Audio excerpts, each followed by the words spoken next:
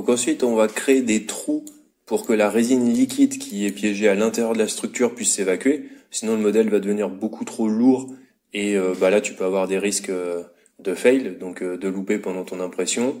Donc ce qu'on va faire, c'est la fonction qui est juste après, perforateur. Donc là, tu peux ajouter des trous, supprimer le trou si tu t'es trompé. On va le voir après, tu vois, tu as une petite croix à côté de ta souris. On peut créer les trous ici.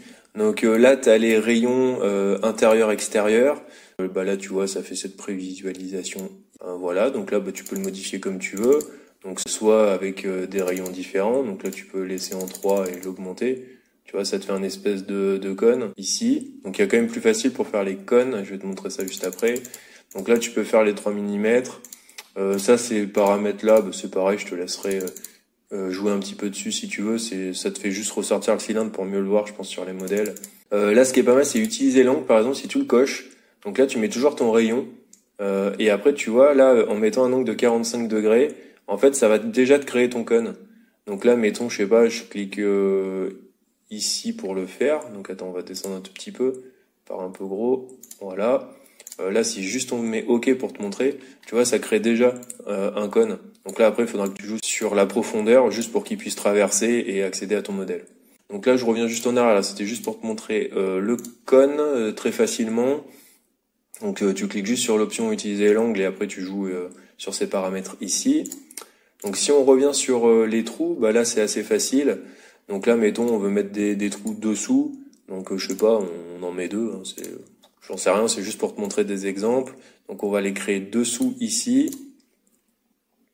Voilà, donc là ils ont bien traversé. Tu vois la maille de l'autre côté. Donc ça c'est plutôt bon.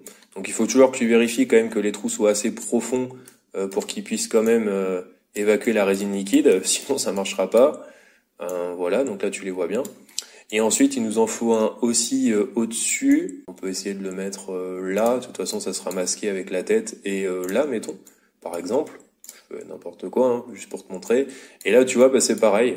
On voit bien la structure dessous. Donc là, on a notre modèle qui est vidé et qui pourrait être imprimé comme ça après la génération des supports. Si tu t'es trompé à un moment dans tes trous, donc soit tu as les fonctions où tu peux revenir en arrière, soit tu cliques sur supprimer le trou. Donc tu as la flèche avec la petite croix. Et tu cliques dessus juste pour les enlever. Donc ça c'est assez facile. Et après tu reviens sur ajouter des trous pour en ajouter. Ensuite, tu as les masques à fente. Donc là c'est des trous que tu vas pouvoir faire vraiment très profonds. Mettons, j'en sais rien. Donc là on va garder le même rayon.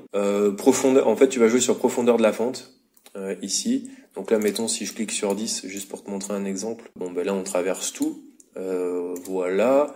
Si on clique sur du 1 mm, hop, là on fait OK, et là tu vois qu'on traverse pas du tout. Donc en gros, tu vas pouvoir jouer en fait sur la profondeur que tu veux. Alors ça c'est pas mal, par exemple moi je l'utilise pour bien contrôler la profondeur, par exemple quand je veux aimanter des parties. Donc je fais mes trous d'évidage, et puis après par exemple j'aurais mis, je sais pas, moi j'aurais fait un trou d'évidage ici par exemple, standard. Et après, j'aurais mis un trou, par exemple, de 2 mm. Bon, après, là, ça dépend aussi de ton diamètre d'aimant, etc. Donc là, il faut bien que tu calcules. Mais par exemple, tu peux faire ici, tu mets OK. Et donc là, il va te créer un trou d'évidage et un trou à côté que tu vas pouvoir utiliser, par exemple, pour aimanter ton socle et ton corps. Voilà, tout simplement. Bon, là, c'est un exemple, ils sont peut-être pas bien placés.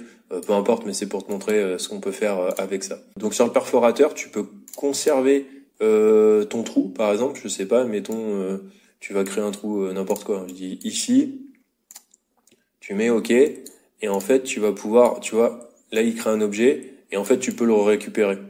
Donc ça peut être utile si jamais tu veux pas t'embêter à recombler avec un mastic ou de la résine. Typiquement, tu reprends ce cylindre-là, tu le remets dedans et tu le colles dedans. Moi, personnellement, je le fais avec un petit mastic là qui va bien. On verra les vidéos sur la chaîne. Mais sinon, effectivement, tu peux garder ce petit cylindre-là pour l'imprimer et le recoller. Et ensuite, l'autorisation complète. Alors, je pense que ça doit être une mauvaise traduction. Si je me souviens bien, ça doit être un petit peu la tolérance que tu as sur ton cylindre. Donc, tu vois, en gros, c'est pour faire un trou. Donc là, tu vois, j'ai conservé la pièce. Donc c'est pour faire un trou plus important que ce que tu veux. Donc mettons, quand tu sais que tu as un petit peu de rétractation, donc là je l'ai fait volontairement avec 1 mm, tu vois, pour que tu vois la diff. Mais typiquement, tu peux faire par exemple du 0,1 mm. Donc là, tu vois, si on le fait juste à côté pour te montrer. Donc là, c'était du 1 mm. Donc ça, c'est ton trou de base qui est censé être fait. Tu peux l'enlever. Et ça, c'est ton trou, tu vois, avec un millimètre, on va dire, de 0,1 mm de rayon en plus. Donc ça te permet que quand tu vas avoir une rétractation de résine pendant la réticulation UV, bah, en gros, de garder une dimension du trou qui est très proche de ce que tu as mis. Donc comme ça, si tu veux mettre des choses à l'intérieur, bah, notamment pour les aimants, là c'est utile. Mettre 0,1 mm en plus, c'est vraiment pas déconnant. Voire même 0,2 hein, en réalité. Moi je sais que quand je mets les aimants, la plupart du temps, je mets souvent du 0,2 ici. Donc tu vois là si on fait OK, ça va te faire tu vois quelque chose qui est un peu plus grand. Et comme ça au moins quand tu le fais réticuler sous UV, bah tu sais que ton aimant passera toujours. Et au pire, bah même s'il reste un tout petit peu de décalage, bah c'est pas très grave. Mieux qu'il soit un tout petit peu trop grand que trop petit.